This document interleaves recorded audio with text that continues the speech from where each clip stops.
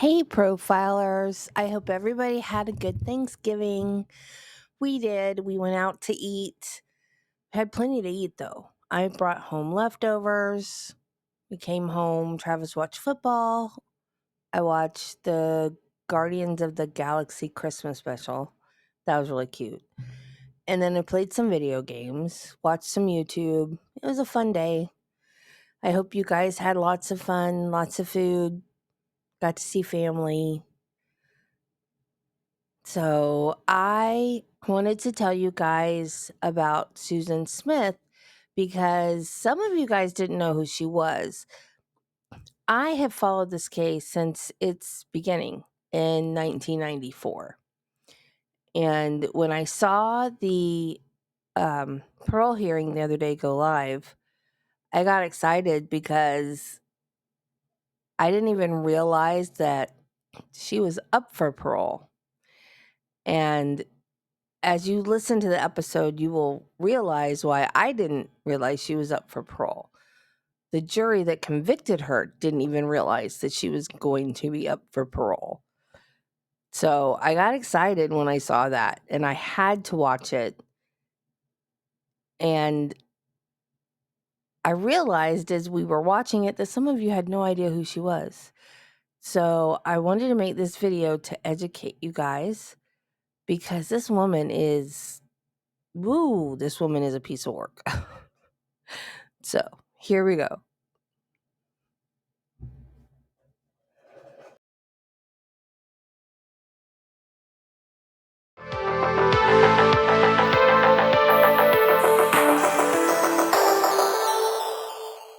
Susan Smith was born Susan Lee Vaughn on September 26, 1971. Her father unalived himself when she was 6 years old, and her mother later remarried Beverly C. Russell Jr., who essayed her up until she was 22 years old, even after she was married and had kids. Now, I'm not sure if that means it became consensual at one point or not. Now, I'm not blaming the victim, but you'll see why as we get farther in that I don't know, because as a kid, if you're essayed by your stepdad or your dad or your uncle or whoever, you have no power to refuse that. You know what I mean? But when you're married and you have kids, how does that keep going without your consent? You know what I mean? Like, I don't know. But you'll understand further. And he also testified at her trial that he did these things to her, and he thinks that that is a direct reason why this happened, which I don't follow. So she attempted to unalive herself by ODing on aspirin when she was 13. Now, I was a pediatric nurse, and too many people don't know this. You may know this, but I feel like this needs to be said because I didn't know this. I didn't learn this in nursing school. I didn't know this until I became a pediatric nurse. Please keep what seems to be innocuous over-the-counter medications away from your depressed teenagers. They can cause slow, horrible, terrible deaths if teenagers try to OD on them. Even if they're just like, if it's just like a cry for help, you know? And they're like, oh, I'm going to show you. I'm going to go take a whole bottle of Tylenol. No. Because just because it's over the counter doesn't mean that it's not harmful. Tylenol destroys your liver. And that is a terrible, terrible, terrible slow death. Ibuprofen kills your kidneys. I also took care of a girl that drank toilet bowl cleaner, I think it was, to try to kill herself. Keep these things, please keep these things locked away, even for teenagers. Have them come ask you, Mom, I have a headache. I need some Tylenol. I'm serious, y'all. I'm serious. Don't give them free rein, even if it's over the counter. I'm telling y'all, these are dangerous. You don't want them to have free rein to just try to OD on these things. Even though they're over the counter, they will mess up. If your kids are prone to doing something like that, make sure they can't just get a hold of however much Tylenol or aspirin or ibuprofen, whatever they want, because they could hurt themselves very badly. Okay, soapbox off.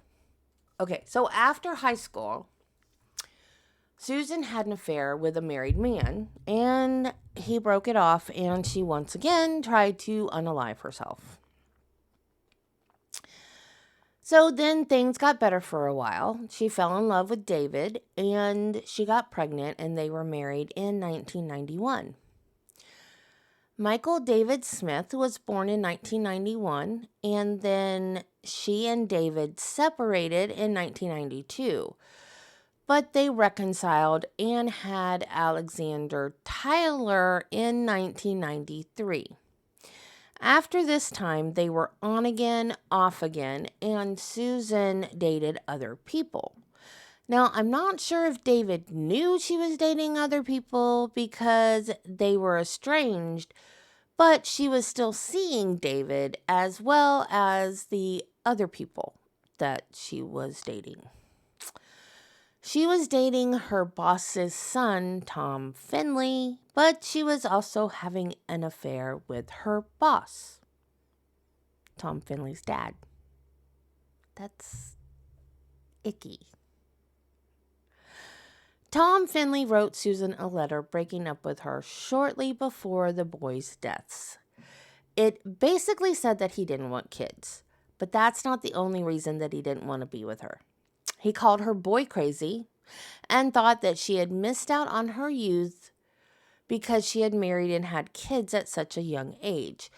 Apparently, he had seen her kissing another man over the weekend and called her unreputable and told her that he had lost respect for her. That man was also a married man. He said that he was sure that her kids were nice kids, but that just wasn't for him.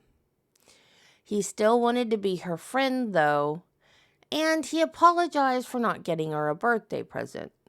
He said he would get her a Christmas present, though, but he didn't want her to get him anything but a card. I couldn't find the whole letter, but I found someone reading it. So I just paraphrased the letter, and I'll leave a link in the description to, if I can find it again. It's on Facebook somewhere, the guy that read it.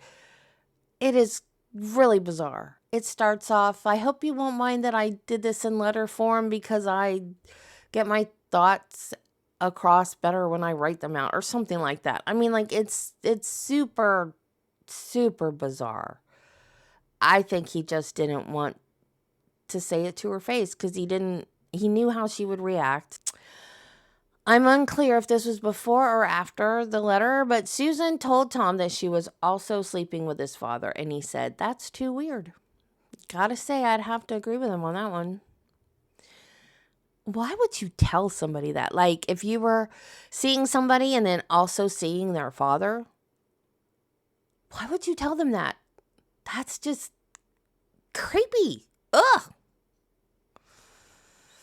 On October 25th, 1994, Susan Smith claimed to be a victim of a carjacking. She ran to a stranger's house and told them that a black man in a toboggan had carjacked her at a red light.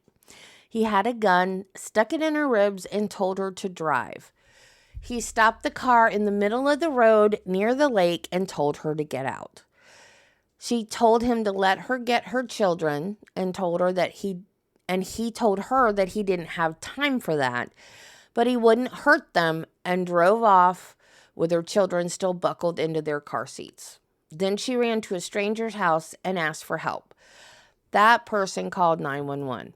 However, what had actually happened was that Susan had strapped the boys in their car seats, driven to the boat ramp at John D. Long Lake, released the parking brake, and let the car roll into the lake, drowning the 2 boys. The story gained national, then international attention. People from Union, South Carolina say that people will still say, "Isn't that where that lady killed her kids?" when they tell people where they're from. The next day, the Smiths held a press conference and did news interviews. There's no way to put the genie back in the bottle. It's impossible to go back in time and view these interviews as I first saw them, believing that she was telling the truth. But more importantly, I think you should remember that David didn't know that she was lying. The father of these kids believed for 9 days that there was a possibility, however slim, that he would see his children again. She cried and lied to him, as well as everyone else, for 9 days. The whole time this father, who she was supposed to love, or at least care about, was grieving and afraid, and she knew where the boys were the entire time she was lying to him.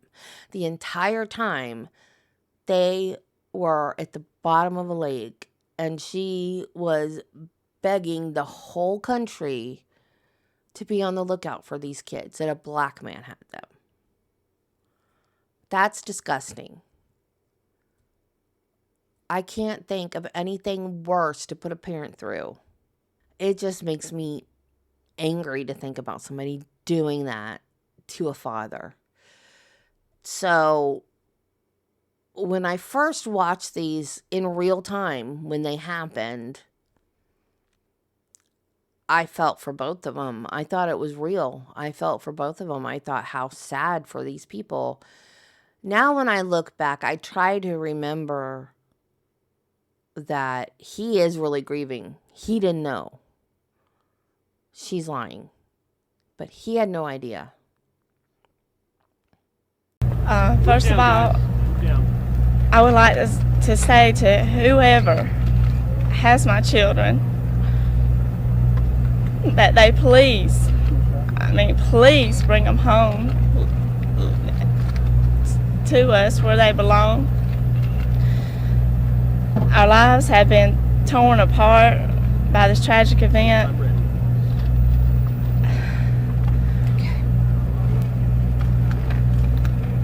I can't express how much they are wanted back home, how much we love them, we miss them.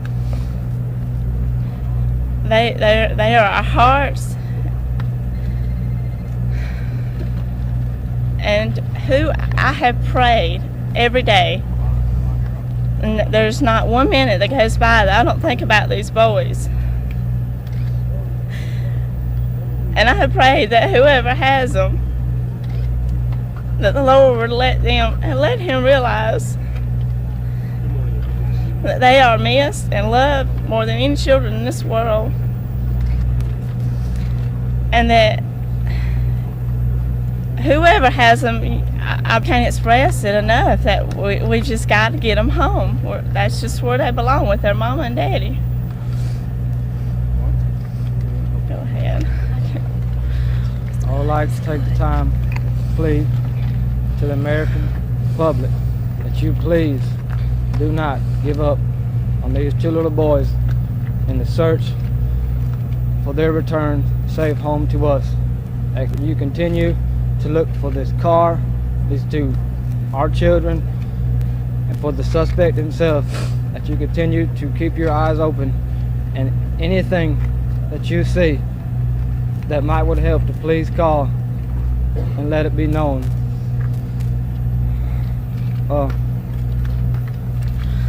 We ask that you continue to pray for me and my wife and for our family. But most of all, that you continue to pray, the American public, continue to pray for Michael and Alex, that they are returned home safely to their mother and father and the family members who love them so much. That you pray most of all for them, and that they are being taken care of, and that they are safe, and that they will return home safely. But you got to take care of each other. And your mom and dad are going to be right here waiting on you when you get home. I love you so much. I want to tell a story. The night that this happened, before I left my house that night,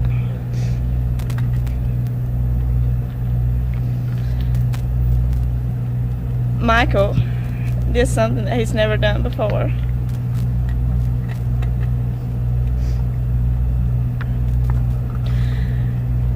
He had his pooper in his mouth, and he came up to me and he took his pooper out.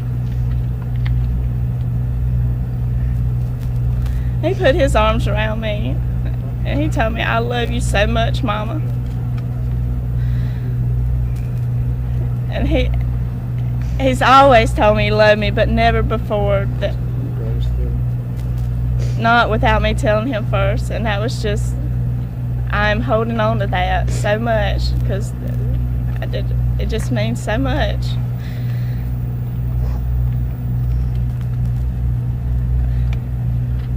I love him. I just can't express enough. I have been to the Lord in prayers every day with my family and by myself with my husband. It just seems so unfair that somebody could take such two beautiful children. And I don't understand. I have put all my trust and faith in the Lord that He's taking care of them, that He will bring them home to us.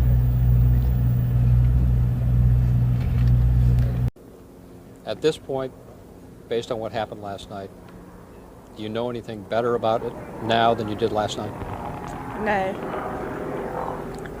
They've got people everywhere looking for them. I mean, you can hear the helicopters are there, and but they haven't seen anything, and it's crazy. And it's been since 9 o'clock last night, and I really thought that when it got daylight they would find them just in a heartbeat, but they hadn't. Was there anything about the demeanor of the man that gives you concern? No, in fact, when he made me get out of the car, I tried to get my children. I just begged him, please let me take them. And he said no, he didn't have time because they were in car seats and it was going to take time for me to get them out of the car seat. And he just told me, he said, but I won't hurt them. And he just took off. But he had a gun, and my big thing is they were screaming, hollering, crying. And I'm just scared that he just lost his patience or something, Yeah, I don't know. All I'm doing is just praying and just keeping my faith that they're going to be okay. You've never seen this guy before? No, sir. Never. And he just came out of the blue? I was stopped at a red light, and I was looking this way, looking toward the left, and it was just like, in a second, he was in my car. He just opened the car door, and I just screamed. I said, "What are you doing?" He just shut up and drive, and he had a gun, and he was poking it in my side, and told me to drive. And so I drove, and I was trying to ask him one time, why, what do you want? Please just, don't hurt me or the children. He said, and he never said anything. All he ever told me was, "Shut up or I'll kill you." He said, "Don't say anything else." And my children were crying, and I was trying to tell them, that it was okay, that, don't worry. And he would, and he let me talk to them. And then we just got maybe 3 or 4 miles down the road, and he told me, he said, "I want you to stop." And I said, "Stop right here?" He said, "Yeah, stop right here." And it was just in the middle of the road. And I stopped, and he told me to get out, and I was in the driver's side, he was in the passenger side, and so I opened the door. I said, "I'm going to get my children before I go." He said, "No, you can't." He said, "I don't have time for that." He just, and sort of pushed me on out the door, helped me get on out the door, and he slammed the door and took off, and I ran to the closest house that I could. And I'm really sorry.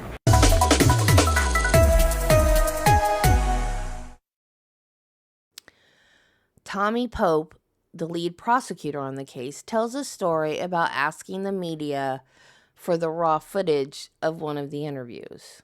Edward Wells was sheriff at the time.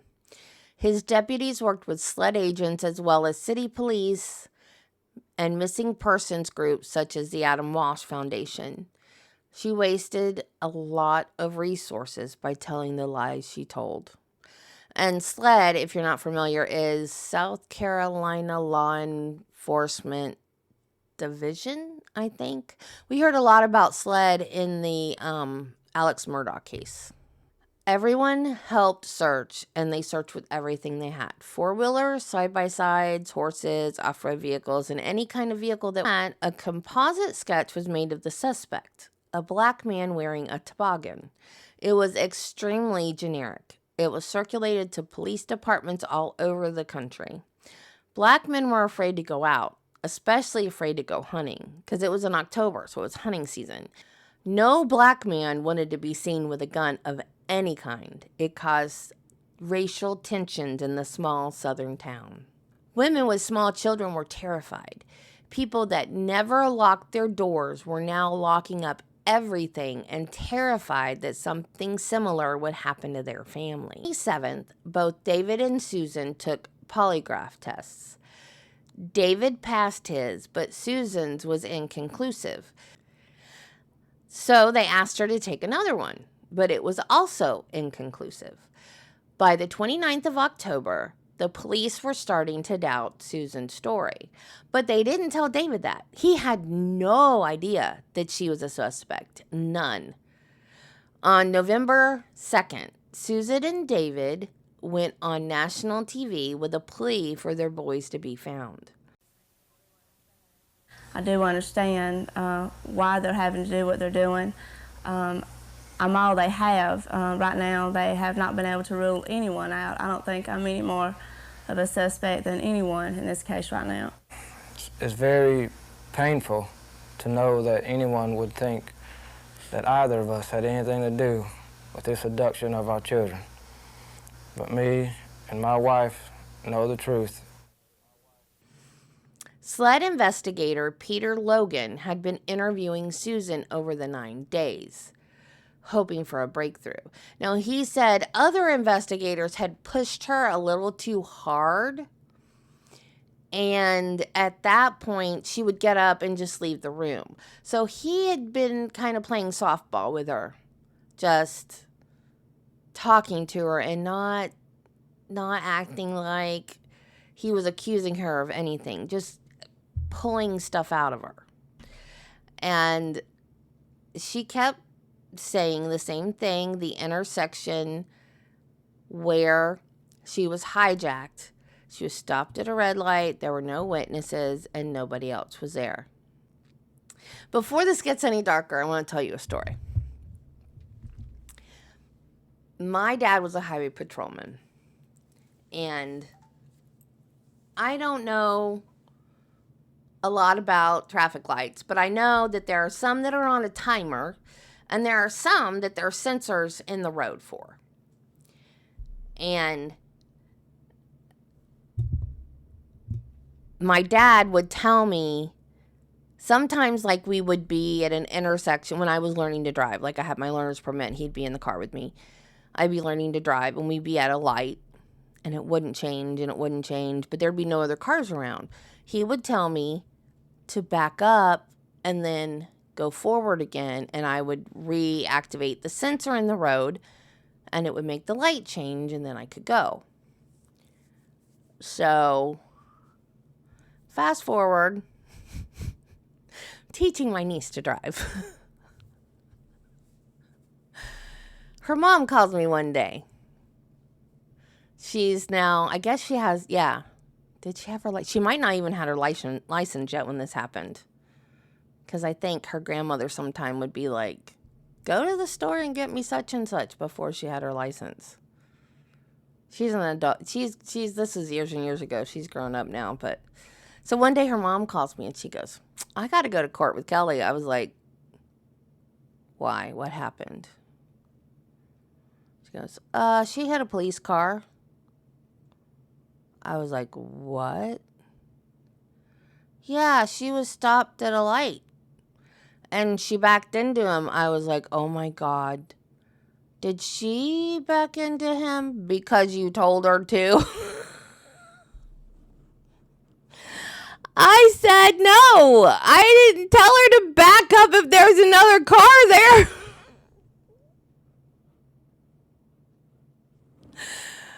Oops. I said, girl, no, you're only supposed to back up if there's no other cars there. Use some common sense. So anyway, that's how they broke this case. A maintenance man for the town pointed out to the sled investigator that at that particular intersection, unless there's another car stopped at that intersection, the light will not turn red because that intersection had the sensors in the ground for the cars. So Susan Smith said that she was stopped at a red light when the black man jumped in her car. And there were no witnesses because there were no other cars around. But that was impossible because the only way that red light, that stoplight would have been red, would have been if there was another car in the intersection. So what Peter Logan did was he talked to Susan. And he didn't want to press her. He didn't want to hardball her like other ones had done in the past and made her, get up and leave the room in a huff.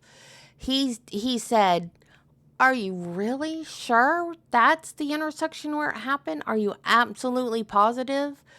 Well, why don't you just go home and think about it? Just go home. Just go home and think about it. Just make sure. Just make sure that's exactly where it happened. So she went home and she came back the next day and she signed a full written confession. She signed a full confession. And that evening, the Department of Natural Resources recovered the car with the body's boys from John D. Long Lake. It had been 122 feet from shore, and they had previously searched, but they only searched 30 feet from shore because some reason they thought that if the boys were in the lake, they would be closer to the shore. I don't know why they thought that. I guess they thought that the guy would have kept the car and then maybe just thrown the boys in the lake so they would have been closer to shore. I'm not exactly sure what the reasoning was on that, but they thought that the boys would have been closer to the shore. So they found the car and they found the boys, and on November 4th of 1994, Susan Smith was charged with 2 counts of murder. And no one bothered to tell David. No one. No one gave him a heads up. Nobody from SLED called him. Nobody from the prosecutor's office called him. No, the sheriff didn't call him. No one. David found out by hearing it on the news, just like the rest of the nation did. He heard the sheriff's press conference. Thank you. We're going to make a brief announcement. There will be no questions answered after the statement. The statement is it. Susan Smith, Alexander, 14 months. The vehicle, a 1990 Mazda, driven by Smith, was located late Thursday afternoon in Lake John D. Long near Union. 2 bodies were found in the vehicle's back seat. Identities are pending an autopsy. Charges against Smith will be signed by Union County Sheriff Howard Wells. 16th Circuit Solicitor Thomas Pope said Thursday a bond hearing will be held at 10 a.m. at the Moss Justice Center in York before Circuit Judge Henry Floyd. Smith is incarcerated at an undisclosed location. Did she confess? Did she tell you where the car was, Sheriff? You have been listening to Sheriff Howard Wells giving us a statement. The boys were buried together in one casket on November 6, 1994 at the Bougainville United Methodist Church Cemetery. Tommy Pope, the lead, I love this man. Every interview I've ever seen with him, I don't know, he's just charismatic or something. I wish I could have watched the trial, but it was not televised. Tommy Pope, the lead prosecutor, announced in January of 1995 that he would be seeking the death penalty. After speaking with David and getting his approval, he told the press that if it had been the fictitious black man or the father of the children, people would want him to ask for the death penalty, so why not ask the same for her? Jury selection started on July 10th, 1995, with 9 men and 3 women being selected. That's the final count. I don't know about the alternates. It didn't say in my research. And no cameras were allowed in the courtroom. There's a lot of pretty sketches, though, if you guys want to look them up. I don't think I screenshotted any of them, but the guilt phase started on July 18th, 1995. Angry crowds lined the street around the courthouse. Scotty Vaughn, Susan's brother, made a public apology to the black community. Susan Smith became the most hated mother in America. Tommy Pope said that she killed her kids to be with her lover who didn't want any kids. Susan was represented by David Bruck and Judy Clark. Does she remind you guys of someone? Is it just me? No? They said she was not in her right mind at the time. Clark told the jury, "This is not a case about evil. This is a case about despair and sadness." It's so sad that those boys will never live a life. That's all that's sad about this case. They even argued that it was an attempt on her own life as well, but somehow her body just willed itself out of the car. However, she wasn't wet that night at all. And when the car was recovered, in the trunk they found her wedding album, her wedding dress, and other things from her life with David. Like, if she could have put David in the car too, she probably would have. It was like she just wanted everything from her former life with David just gone. It's like she wanted a do-over. She wanted to get rid of everything and just have a do-over. It's called divorce, woman. Jeez. Her ex-husband, David, believes that the reason she couldn't just leave the boys with him and then just go live a life away from them was because it would make her look like a bad mother and a bad person. And she couldn't have that. The defense psychiatrist diagnosed her with dependent personality disorder and major depression. Now, we've heard a lot about personality disorders over the years from the trials we've watched. DPD is not one that we've heard about a lot, so I looked it up. It's a psychological dependence on another person.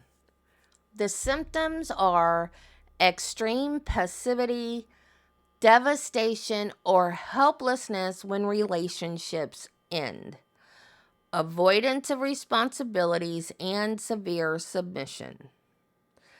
So, devastation or helplessness, she tried to unalive herself after the married man broke up with her after high school. She unalived her kids after the other guy broke up with her. Avoidance of responsibilities. Yeah, get rid of her kids so she didn't have that responsibility anymore. So, yeah, I think those fit. I mean, that's the ultimate avoidance of responsibilities. The ultimate. On July 22nd, 1995, after 2.5-hour deliberation, the jury found Susan Smith guilty. The penalty phase started on July 24th, and David Smith testified for the prosecution. At one point in his testimony, David broke down, crying so hard on the stand that the court had to take a 5-minute break. The jury came back with a decision of a life sentence on July 28th. Unfortunately, what they weren't allowed to know by law in South Carolina was that life doesn't really mean life. At the time, I think it's different now, but at the time in South Carolina, life meant 30 years. After 30 years, you get the possibility of parole. So they didn't know this. They wanted her to sit in jail for the rest of her life and think about Michael and Alex. They didn't know that she would be up for parole after 30 years. They were not allowed by law to know that. And I think that's pretty crappy if you ask me. Because they thought they were doing the right thing. I really wonder if they had known there was a possibility of her getting out. I mean, she's my age now. She's my age now.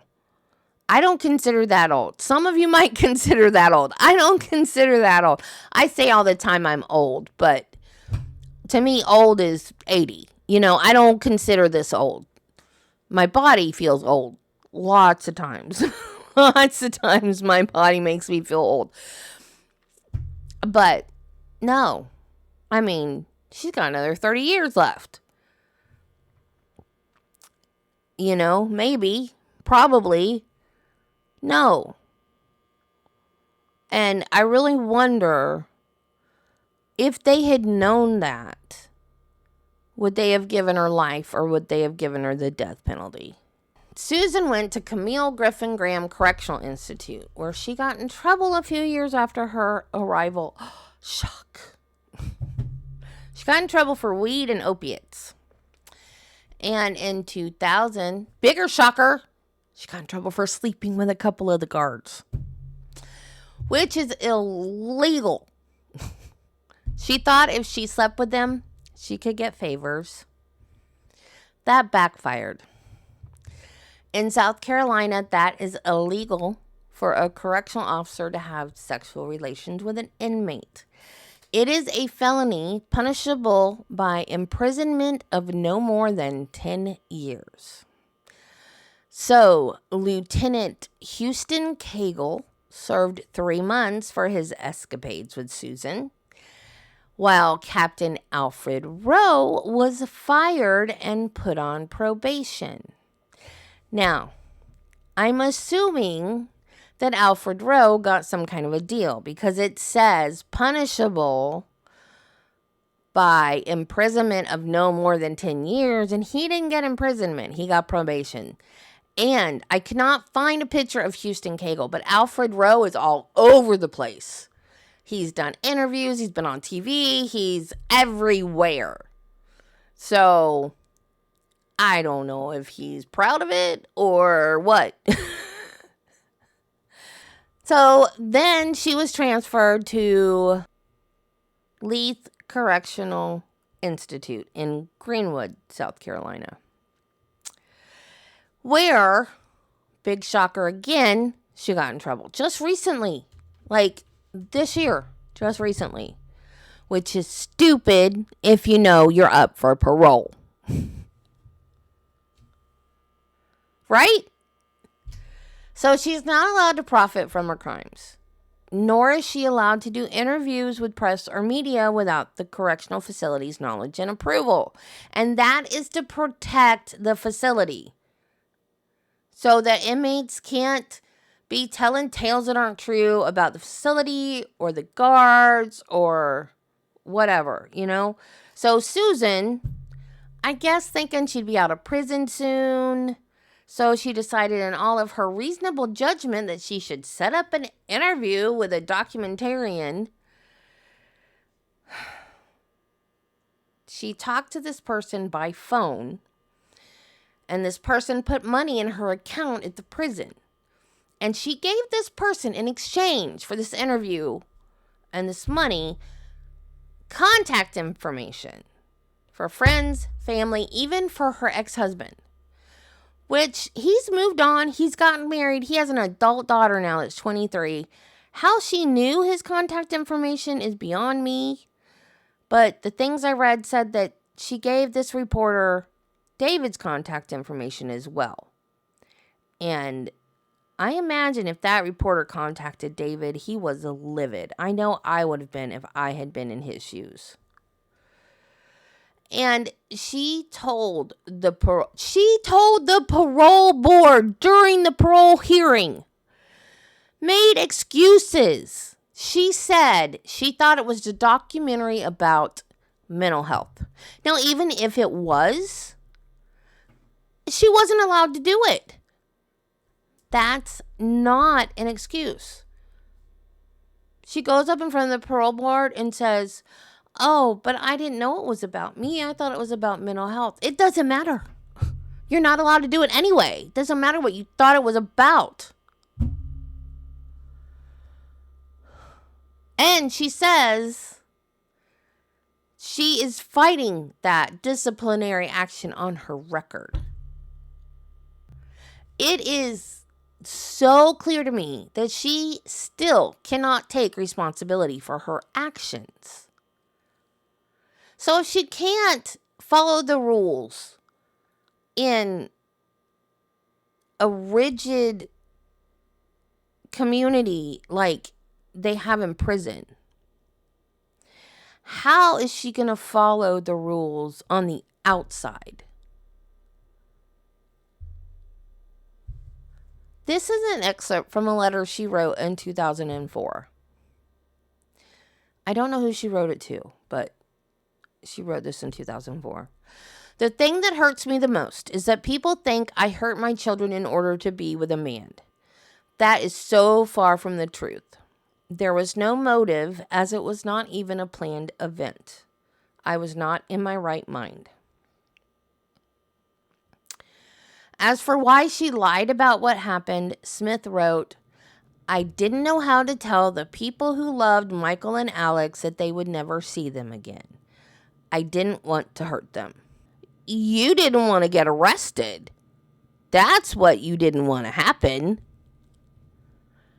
On November 20th, 2024, Susan Smith and attorney Tommy Thomas came before the parole board to ask for her release. They both appeared via Zoom. First of all, I want to say how very sorry I am.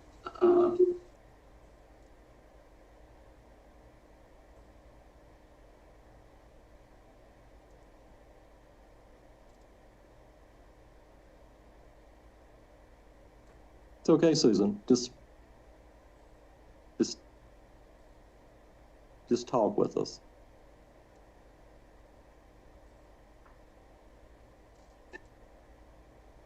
I know that what I did was horrible.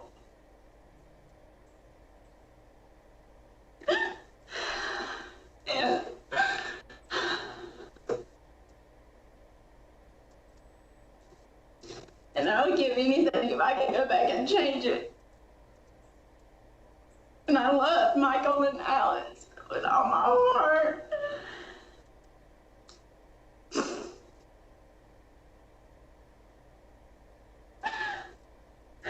In person at that hearing, asking the parole board to deny parole was Tommy Pope and Kevin Brackett, who prosecuted the case, David Smith, his wife and daughter, along with other people that worked on the case, as well as family and friends. Both Tommy Pope and Kevin Brackett spoke about Susan's motivations then and now. David's daughter talked about the brothers she never knew. David's sister talked about the nephews that she loved and cherished and that will never get to grow up and have a family of their own. David talked about Susan's selfishness and his tragic loss. Now they have to come back and do this every 2 years for the rest of Susan's life. David's daughter is 23 years old. If by some weird circumstance Susan was to outlive everyone connected with this case, Michael and Alex's little sister will be here to oppose Susan Smith ever getting out of prison. Okay, guys, so that's it for Susan Smith. Remember, be kind to people, love your family, and Jesus loves you. And happy holidays, and I will see you in the next one. Bye, guys.